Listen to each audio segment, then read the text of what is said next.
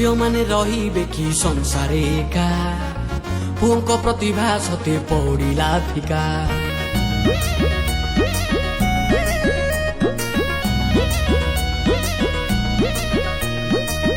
ଝିଅ ମାନେ ରହିବେ କି ସଂସାରେ ଏକା, ପୁଅଙ୍କ ପ୍ରତିଭା ସତେ ପଡ଼ିଲା ଫିକା। ଗଜର ରାଣୀକୁ ଯଦି ବାଛିଲ, ରାଜା କଥା ବୋଲି କେମିତି ଗଲ? ନୂଆ କାହାଣୀର ଏଇ ତ ଆରମ୍ଭ, ବାଜିଲାଣି ଶୁଭ ବାଜା। ଦେଖ ଆଇଲା ଆଇଲା ଆଇଲା ଆଇଲା ଆଇଲା ରେ ରଜର ରାଜା, ରଜର ରାଜା, ରଜର ରାଜା, ରଜର ରାଜା।